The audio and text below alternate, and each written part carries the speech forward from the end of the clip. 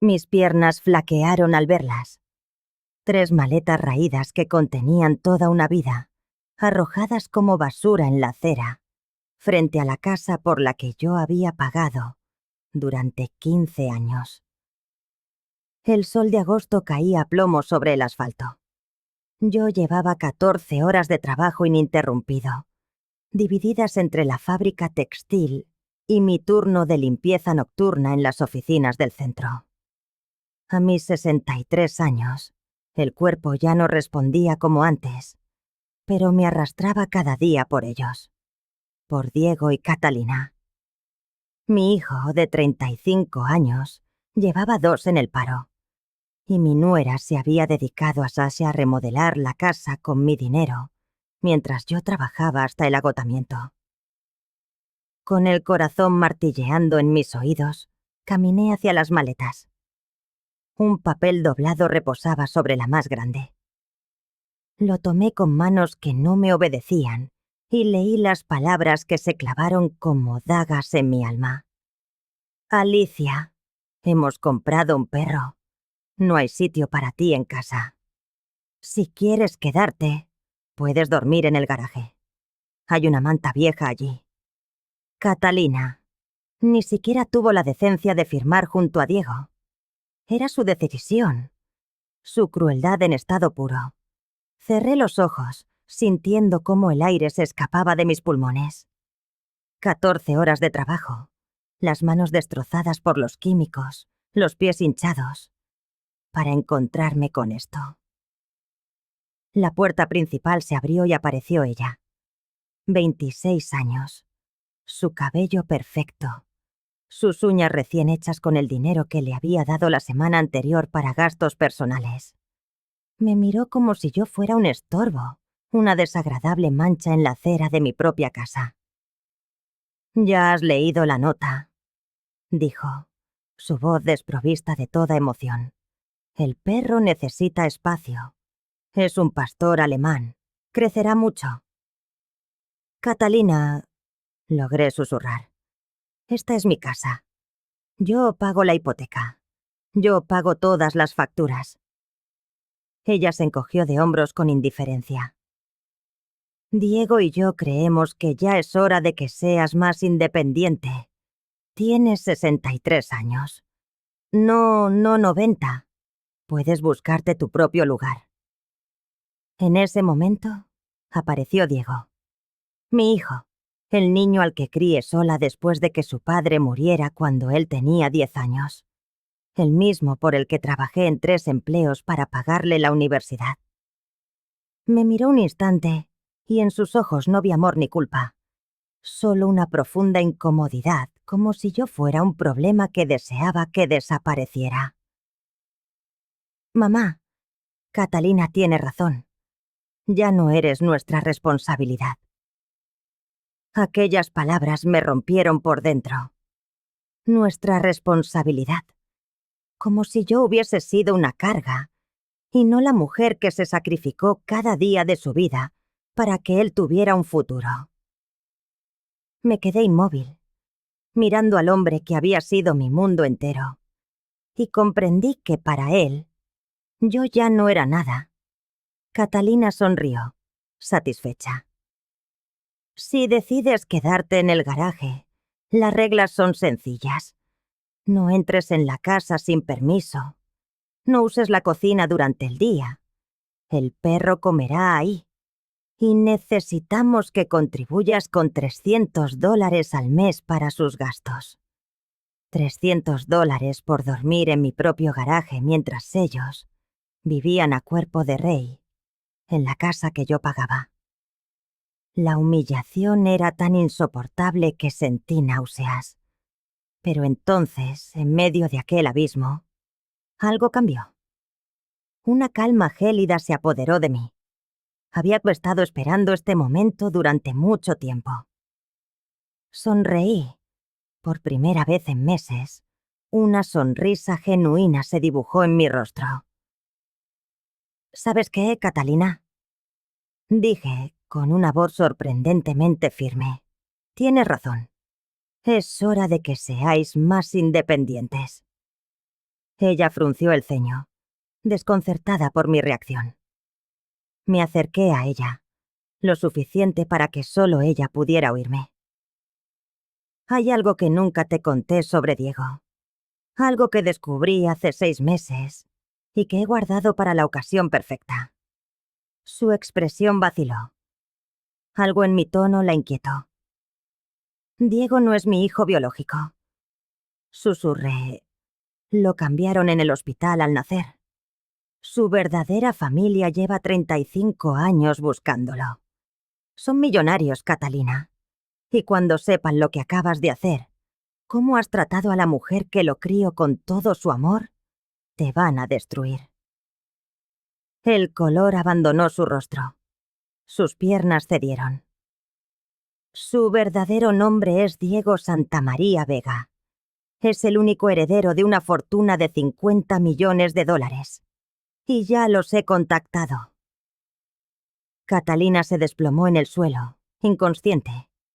Diego corrió hacia ella, gritando su nombre, sin entender nada. Yo recogí mis maletas y por primera vez en años sentí que tenía el control de mi vida. Mientras me alejaba en mi viejo coche, los recuerdos, como olas furiosas, rompieron contra la orilla de mi mente. Recordé el día que Diego llegó a mi vida. Un bebé de 2 días que lloraba desconsolado en mis brazos. Yo tenía 28 años y acababa de perder a mi primer hijo en el parto. El dolor era tan agudo que creí morir con él.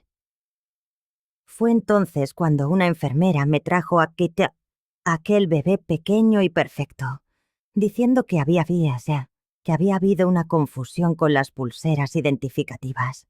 Pero en cuanto lo miré a los ojos, cuando sentí su manita aferrarse a mi dedo, lo supe. No importaba nada más. Era mío. Lo amé desde ese instante con una intensidad feroz que me asustó. Roberto, mi esposo, también se enamoró de él. «Es nuestro hijo», me susurró esa primera noche. «El destino nos lo ha traído. Y nunca lo dudamos». Los primeros años fueron una bendición. Éramos felices con lo poco que teníamos. Pero todo cambió cuando Diego cumplió 10 años. Roberto murió en un accidente de tráfico. De la noche a la mañana, me quedé sola, con un niño que dependía enteramente de mí y un puñado de deudas. Conseguí un segundo trabajo limpiando oficinas, luego un tercero los fines de semana. Trabajaba desde las 7 de la mañana hasta las 3 de la madrugada. Dormía 4 horas, si tenía suerte. Mis manos se curtieron. Mi espalda se encorvó, pero cada sonrisa de Diego, cada «te quiero, mamá», era el combustible que me mantenía en pie y en pie. Él era mi mundo. Cuando quiso estudiar ingeniería, vendí lo poco que me quedaba y mantuve los 3 trabajos durante 4 años. Todo era para él. El día de su graduación fue el más feliz de mi vida. «Lo logramos, mamá», me dijo, abrazándome con su toga y birrete. «Gracias por no rendirte nunca». Pensé que por fin podríamos descansar. Me equivoqué. Catalina apareció hace 3 años. Una mujer hermosa y ambiciosa que, con la sutileza de una araña tejiendo su red, comenzó a alejarlo de mí. «Tu mamá te trata como a un niño», le decía. Y Diego, poco a poco, empezó a creerlo. Hace 2 años, cuando él perdió su empleo, le pedí que volviera a casa. Fue mi error. Volví a desangrarme económicamente para mantener su estilo de vida y los caprichos cada vez más extravagantes de Catalina. Me convertí en una empleada en mi propia casa. La gota que colmó el vaso fue cuando me prohibió usar el baño principal porque podía ensuciarlo. Tuve que usar el pequeño aseo del lavadero, como una sirvienta. Pero durante esos meses de humillación, guardaba un secreto. Lo descubrí por casualidad, 6 meses atrás. Diego tuvo un pequeño accidente y lo acompañé al hospital. Allí, una enfermera revisando su historial dijo: según nuestros registros de su nacimiento, su tipo de sangre es AB negativo. Imposible, respondió Diego. Mi madre y mi padre eran O positivo. Es genéticamente imposible. Un frío glacial me recorrió la espalda. A la mañana siguiente, me hice mis propios análisis y solicité los registros del hospital de aquel día. Una semana después lo confirmé. Diego era AB negativo. Yo, O positivo. No era mi hijo biológico. Los registros hablaban de un caos aquel día. Un pequeño incendio en la sala de neonatos, una evacuación y una nota al margen de una enfermera sobre una posible confusión de identidades que nunca se resolvió. 5 familias se llevaron a casa bebés que quizás no eran los suyos. La curiosidad fue más fuerte que mi prudencia.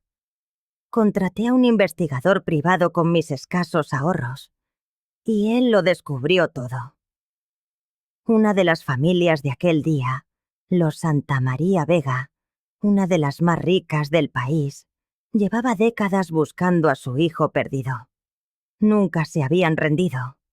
Y yo, sin saberlo, tenía a su único heredero. A sus 82 años, el patriarca, don Carlos Santamaría, se consumía lentamente a causa de un cáncer terminal.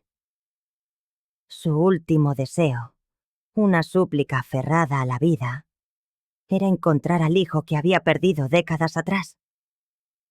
El imperio familiar, un coloso de bienes raíces que superaba los 50 millones de dólares, esperaba a su heredero.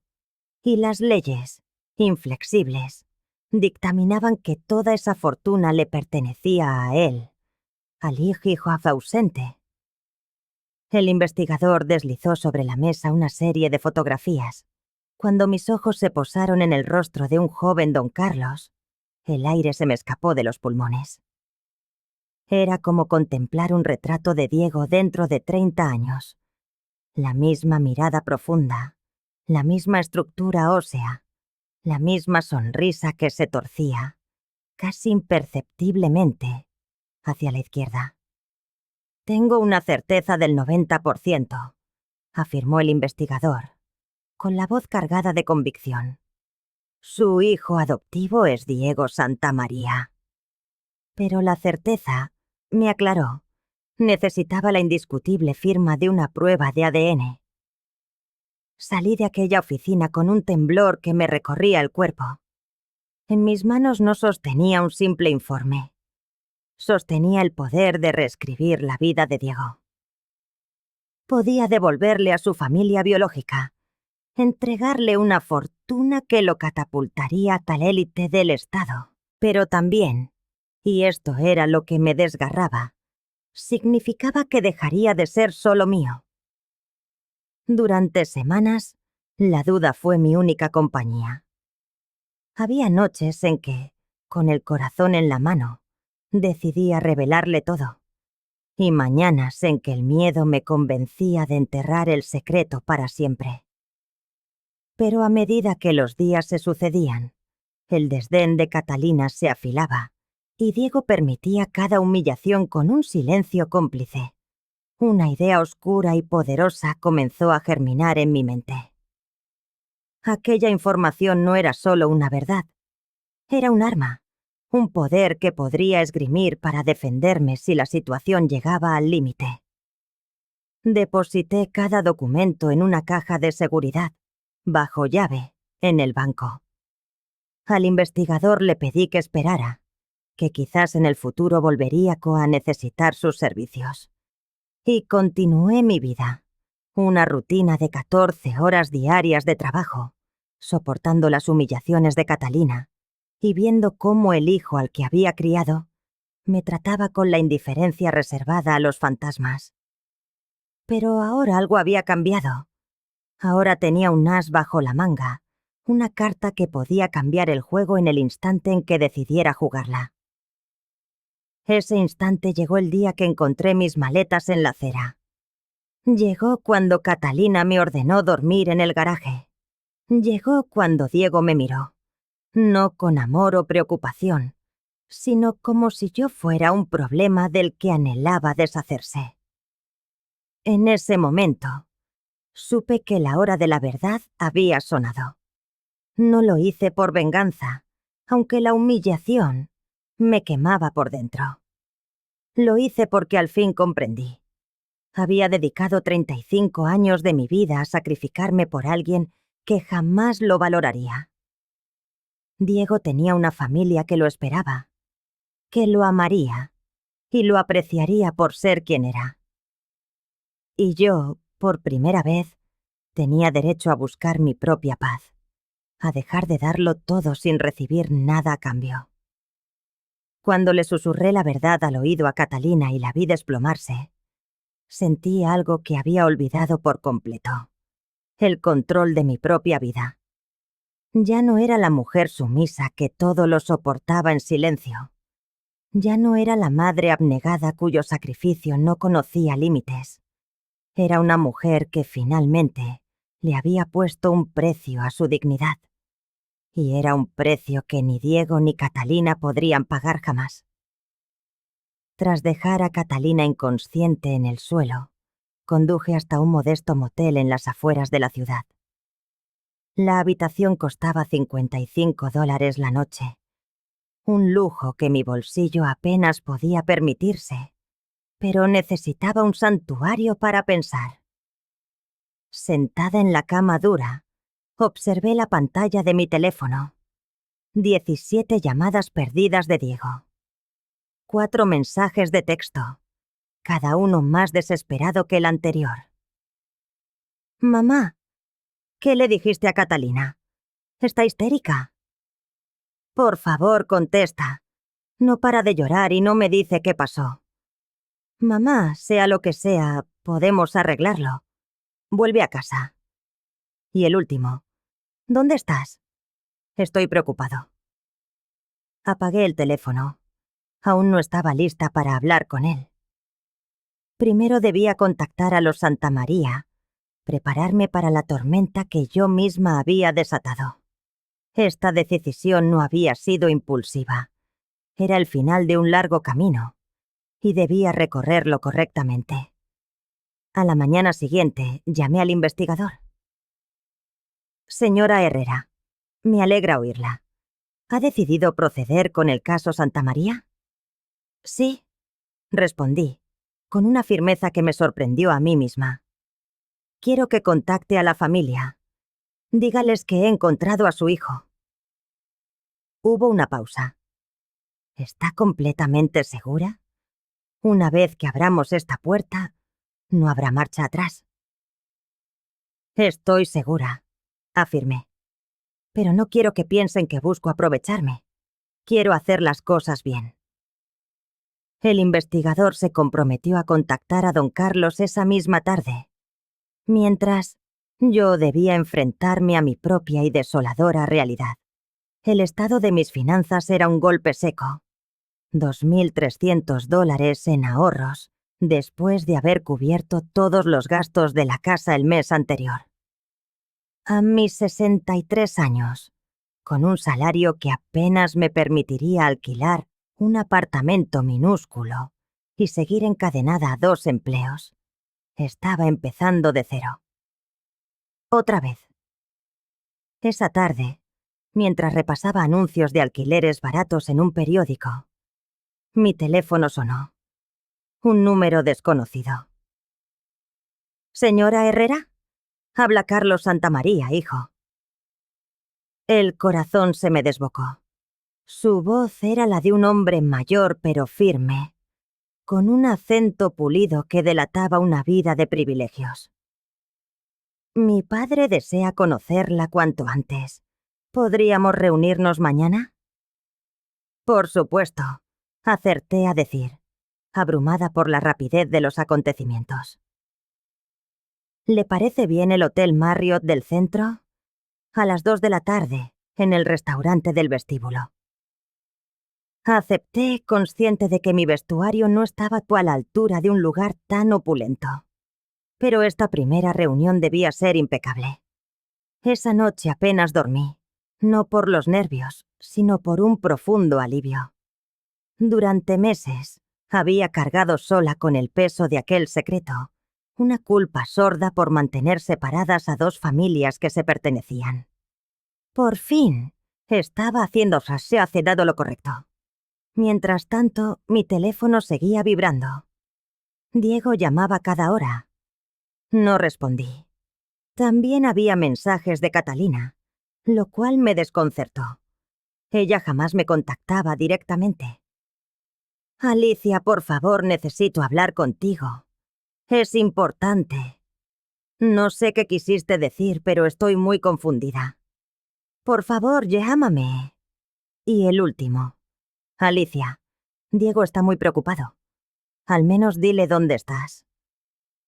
Podía casi oír la desesperación en sus palabras, un eco lejano de su habitual tono arrogante. Algo en ella se había quebrado. A la mañana siguiente, invertí $120 que no tenía en un vestido sencillo, pero digno, y visité la peluquería más barata que encontré. Llegué al Marriott 15 minutos antes, sintiéndome una extraña en aquel mundo de elegancia y lujo. Me senté en una mesa y pedí un café, intentando aplacar el temblor de mis manos. A las 2 en punto, vi entrar a un hombre anciano, apoyado en un bastón, junto a otro de unos 50 años.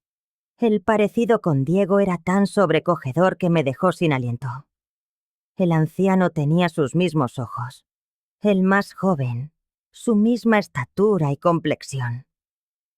Se acercaron y, cuando el hombre mayor me miró, sus ojos se anegaron en lágrimas. «Usted», dijo con la voz quebrada por la emoción, «es la mujer que crió a nuestro Diego». «¿Y ustedes?», respondí, sintiendo un nudo en la garganta. «Son su verdadera familia». Don Carlos se sentó con dificultad, su cuerpo frágil por la enfermedad, pero su mirada ardía con una esperanza renovada. «Hábleme de él», me suplicó.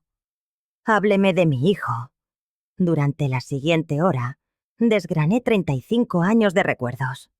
Sus primeros pasos, sus palabras favoritas, su pasión por los bloques de construcción, su graduación con honores como ingeniero. Les mostré las fotos que siempre llevaba en la cartera, un santuario de papel de cada etapa de su vida. Don Carlos lloraba sin disimulo. Su hijo, Carlos Jr., también tenía los ojos húmedos. «Hizo usted un trabajo maravilloso», dijo don Carlos. «Lo dimos por perdido hace tantos años, pero nunca dejé de pensar en él. Nunca dejé de preguntarme cómo sería, si estaría bien, si sería feliz». «Fue un niño muy feliz», le aseguré. «Y es un buen hombre, aunque últimamente...» «¿Qué sucede?», preguntó Carlos Jr. Les expliqué la situación. El desempleo de Diego, su matrimonio con Catalina, el modo en que había cambiado y el trato que me dispensaba. No quería pintarlo como un villano, pero era crucial que entendieran por qué había esperado hasta este momento para contactarlos. «Comprendo», dijo don Carlos, con una sabiduría cansada. «A veces las personas se pierden, sobre todo bajo las influencias equivocadas. Pero usted lo crió bien durante 30 años. Eso no se borra». Carlos Jr. se inclinó hacia mí. «Debemos proceder legalmente, con pruebas de ADN certificadas. Pero si realmente es nuestro Diego, queremos conocerlo de inmediato». «Hay algo más que deben saber», dije, tomando aire. «Diego no sabe nada de esto. Hasta ayer, él no sabía que no era mi hijo biológico». Se miraron, estupefactos. ¿Cómo reaccionó cuando se lo dijo?, preguntó don Carlos. No se lo he dicho a él. Solo le insinué a su esposa que existía un secreto, sin detalles. Quería hablar con ustedes primero, hacer las cosas correctamente. Don Carlos asintió, con una mirada de profundo respeto. Es usted una mujer muy sabia. Lo haremos paso a paso, con sumo cuidado. Diego ha sido su hijo durante 35 años. No pretendemos arrebatárselo. Solo queremos formar parte de su vida. Salí de aquella reunión con un plan. En 3 días, los Santamaría contactarían a Diego para solicitar una prueba de ADN, explicándole que un investigador los había conducido hasta él en la búsqueda de un familiar perdido. Mi nombre, de momento, permanecería en la sombra. Yo, por mi parte, tendría tiempo para encontrar un apartamento y empezar a construir mi nueva vida. Porque sin importar el desenlace, una cosa era innegable. Mi tiempo como la mujer que se sacrificaba en silencio había terminado. Para siempre. Esa noche, por fin, contesté. La voz de Diego sonaba rota. «Mamá, ¿dónde estás? Llevo 2 días llamándote. Catalina está muy rara. No me dice qué le dijiste, pero no para de llorar y de hacerme preguntas extrañas sobre mi familia. Sobre cuándo nací. Estoy bien, Diego. En un lugar seguro. Por favor, vuelve a casa. Podemos arreglar esto. Sé que Catalina se pasó con lo del perro y lo del garaje. Hablaré con ella. Su tono era el de siempre. Condescendiente. Como si yo fuera una niña con una rabieta. Como si el problema fuera mi reacción exagerada y no su crueldad. Diego, escúchame con atención. En los próximos días, unas personas se pondrán en contacto contigo. Te harán preguntas sobre tu nacimiento. Quiero que seas sincero con ellos. ¿De qué hablas? ¿Qué personas? Ya lo entenderás. Solo mantén la mente abierta a lo que van a decirte. Colgué antes de que pudiera replicar. Sabía que sonaba críptica, pero la revelación debía venir de ellos. Sería más real, más impactante. Los 2 días siguientes fueron una tortura sorda. Me instalé en un pequeño apartamento amueblado de $800 al mes. No era mucho, pero era limpio, y era mío. Por primera vez en 3 años, no tenía que pedir permiso para usar la cocina. El miércoles por la mañana, mientras desayunaba en la quietud de mi nuevo hogar, el teléfono sonó. Era Diego, pero su voz era la de un extraño. «Mamá, mamá, necesito verte. Ahora.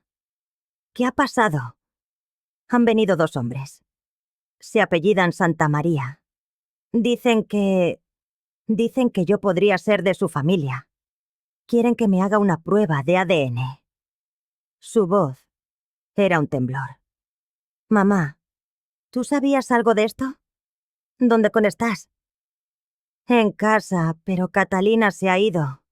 Hizo una maleta y se fue. Antes de irse me gritó que todo era culpa mía, que le había que había arruinado la vida. No entiendo nada.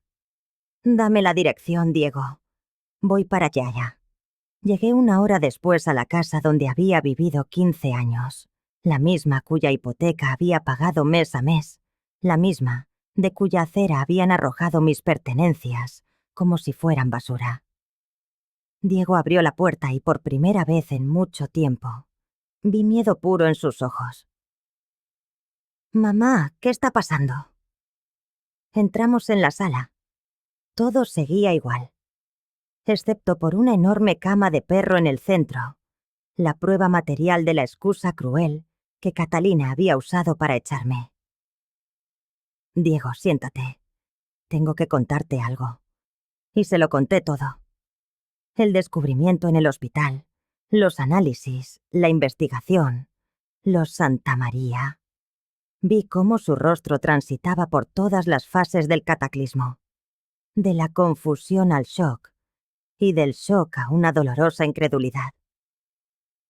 Entonces, ¿tú no eres mi madre de verdad? Sus palabras fueron puñales, pero mi voz no flaqueó.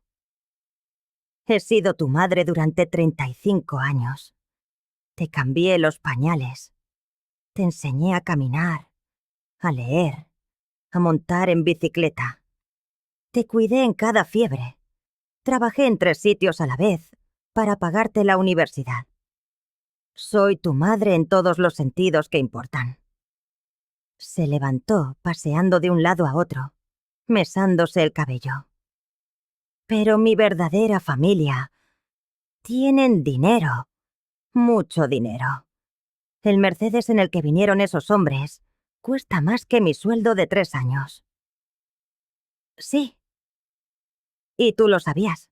Lo sabías desde hace meses. Sí. Se detuvo frente a mí. Y me miró. Realmente me miró. No como a un mueble o a una obligación, sino como a una persona. ¿Por qué no me lo dijiste antes? Porque eras mi hijo y tenía miedo de perderte. Pero después de cómo me habéis tratado, después de ver mis cosas en la acera, me di cuenta de que, de todos modos, ya te había perdido. Se desplomó en el sofá, con la cara entre las manos. Dios mío, Catalina, por eso se puso así. Por eso no paraba de hacerme preguntas sobre dinero, herencias, propiedades. ¿Te ha estado preguntando sobre dinero? Desde ayer. Quería saber si tenías ahorros, si había alguna herencia familiar de la que yo no supiera. Incluso registró tus cosas cuando vivías aquí. Pensé que era simple curiosidad, pero ahora lo entiendo todo. Estaba buscando dinero. La verdadera naturaleza de su esposa empezaba a revelársele con una claridad brutal. Diego, los Santa María me contaron algo más. El padre, don Carlos, se está muriendo de cáncer. Su último deseo es conocer al hijo que perdió. Diego levantó la vista y vi el brillo de las lágrimas en sus ojos. ¿Se está muriendo? Sí, les queda poco tiempo. Y si la prueba... Su voz se quebró. Si la prueba de ADN confirma que soy su hijo... ¿Qué? Entonces, serás el heredero de una fortuna. Más de 50 millones de dólares. El silencio que se instaló después fue tan denso que casi podía masticarse. Diego me miraba, con los ojos fijos en los míos, pero su mente viajaba a una velocidad vertiginosa. Podía verlo en su rostro.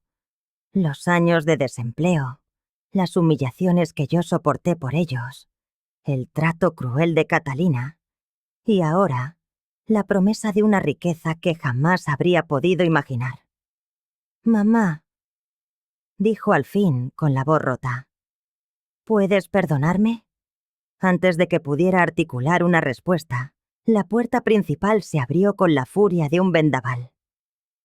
Catalina irrumpió en la casa como un huracán, con el pelo revuelto y los ojos inyectados en sangre. Llevaba la misma ropa del día anterior. Parecía una mujer al borde del abismo.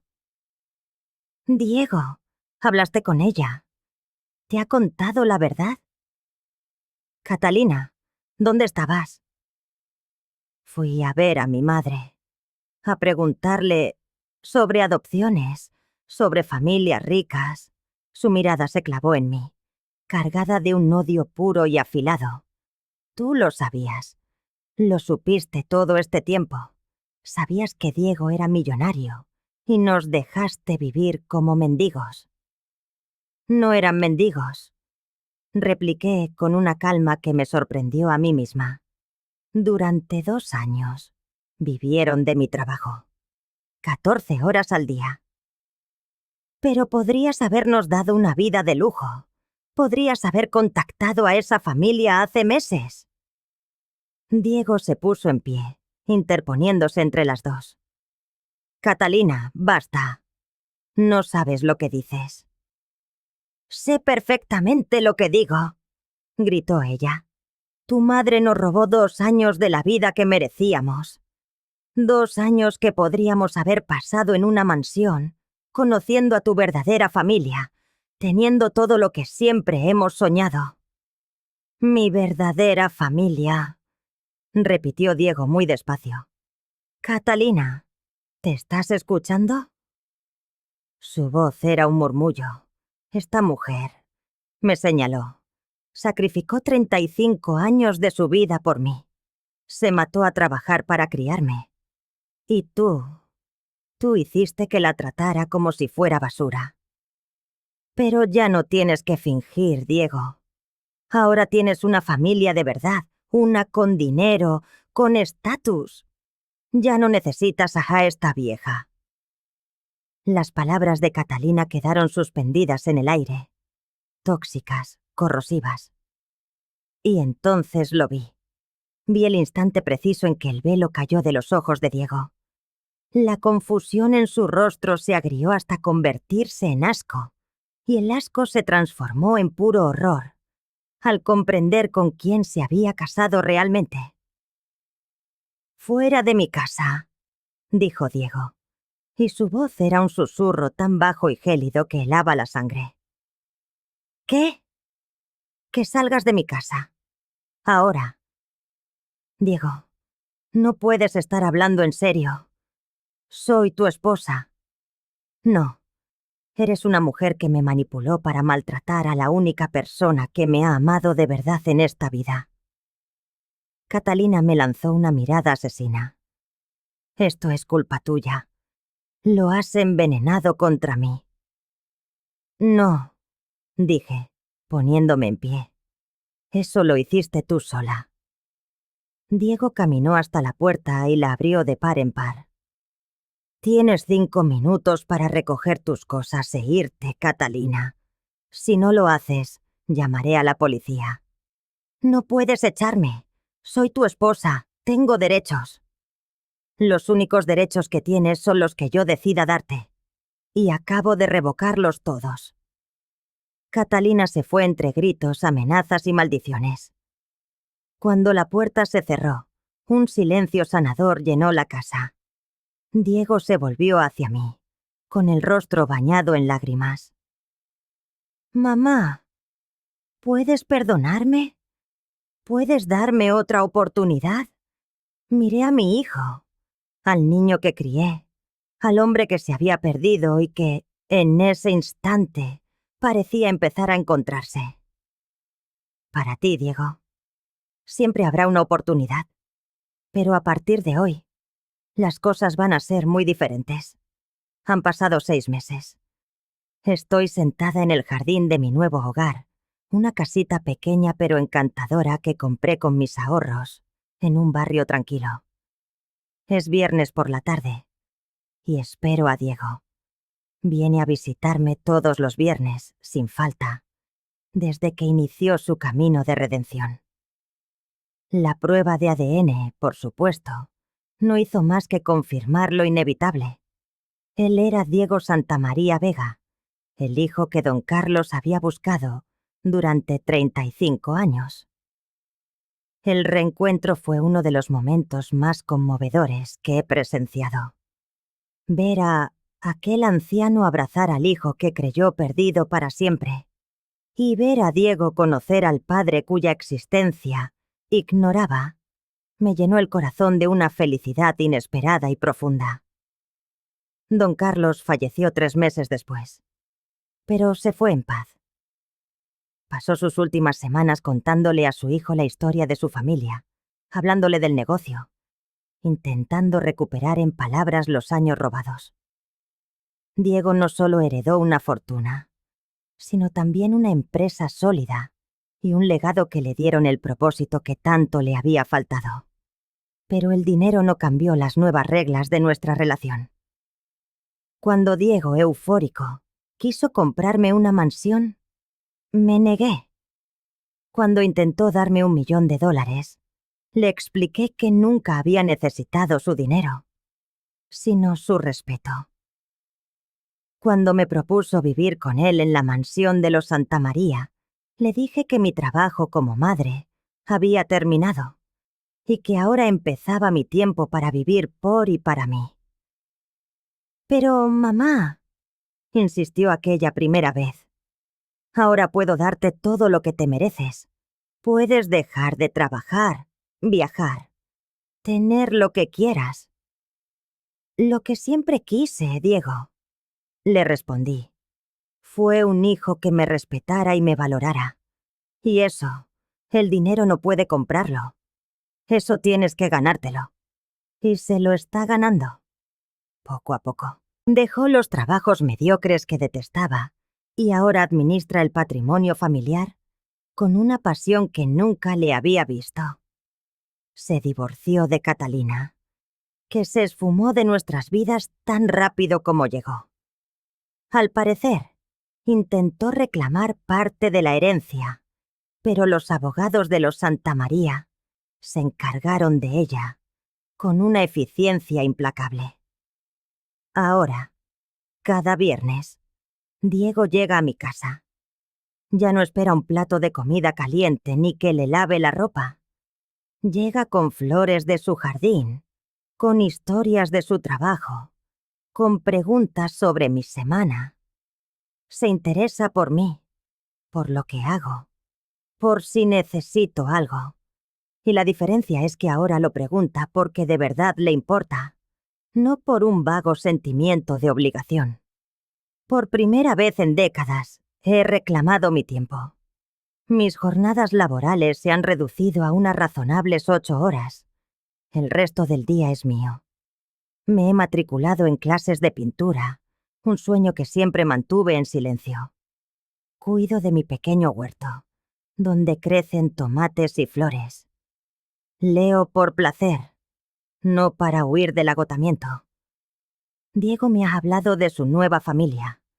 Su hermano mayor, Carlos Jr., lo ha acogido con los brazos abiertos. De pronto tiene primos, tíos, toda una red de afectos que lo acepta y lo quiere.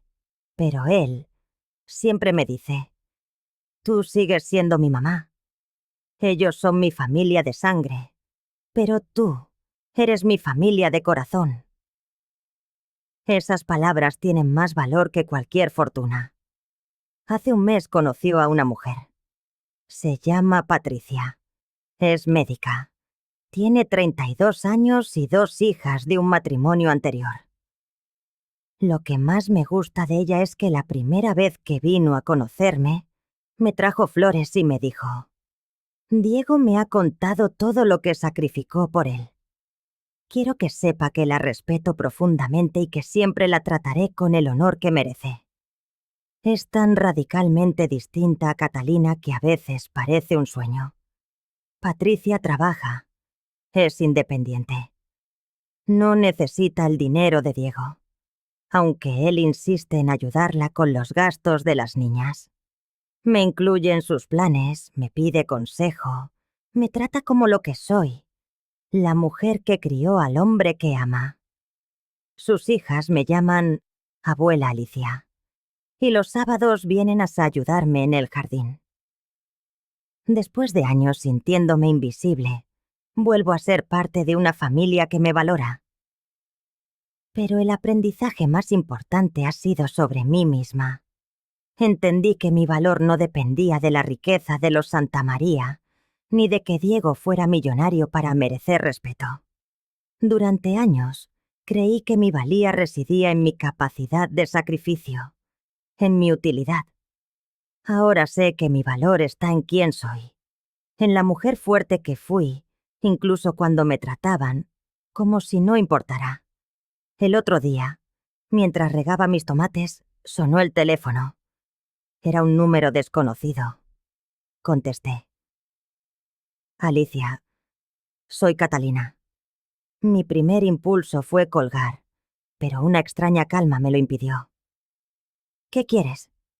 Quería pedirte perdón. Sé que me porté muy mal. Estaba desesperada, el dinero me volvió loca. Catalina, tú no sabías nada del dinero cuando empezaste a tratarme mal.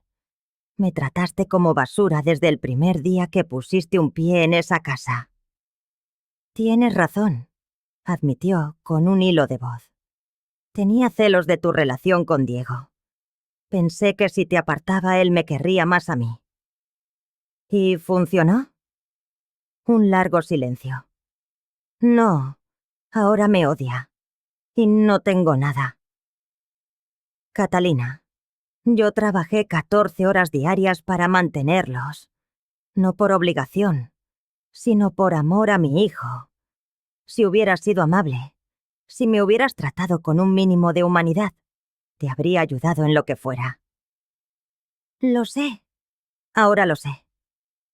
Pero preferiste dejar mis maletas en la acera y mandarme a dormir al garaje. No por necesidad, sino porque disfrutabas humillándome. Lo siento. De verdad. Tu arrepentimiento ya no cambia nada, Catalina. Pero te deseo suerte. Colgué y seguí regando mis plantas. Me sentí extrañamente en paz. Sin rabia, sin sed de venganza. Solo lástima por una mujer que lo tuvo todo para ser feliz y lo destruyó con su propia amargura. Esta mañana, Diego ha venido con café y pasteles de una carísima panadería francesa. Mamá, me ha dicho, mientras desayunábamos en mi pequeña cocina. He estado pensando mucho en todo lo que pasó. ¿Ah, sí? Si tú no hubieras descubierto lo de mi familia biológica, si no hubieras decidido contactarlos justo en ese momento, yo nunca habría conocido a don Carlos antes de su muerte. Nunca habría conocido a mi hermano. Nunca habría encontrado mi lugar en el mundo. El destino tiene formas curiosas de funcionar. No fue el destino, mamá. Fuiste tú. Podrías haberte callado, haber seguido aguantando por miedo a perderme. Pero tomaste la decisión más difícil. Me dejaste ir para que yo pudiera encontrarme. Me tomó la mano por encima de la mesa. Eso es amor de verdad. No el que se aferra y controla, sino el que libera para que el otro pueda crecer. Siempre fuiste un niño muy listo, le dije sonriendo. Lo aprendí de ti. Esa tarde, ya sola, me senté en mi jardín con una taza de té. Pensé en el largo camino recorrido. Empecé como una madre soltera luchando por sobrevivir, y he llegado a ser una mujer independiente que ha aprendido a quererse. No tengo los millones de Diego, pero poseo algo mucho más valioso. Tengo paz, tengo dignidad, y tengo una vida que por fin me pertenece por completo, rodeada de personas que me quieren por quien soy. Tengo a mi hijo de vuelta. No al hombre débil que se dejó manipular, sino al hombre bueno y fuerte que siempre supe que podía llegar a ser. Comprendí entonces que la mejor venganza no es la que destruye al otro, sino la que te construye a ti misma. Mi revancha contra Catalina no consistió en verla caer, sino en levantarme yo tan alto, en construir una vida tan plena, que su recuerdo y su maldad se convirtieron en una anécdota lejana, incapaz de herirme. Esa, y no otra, es la justicia que perdura.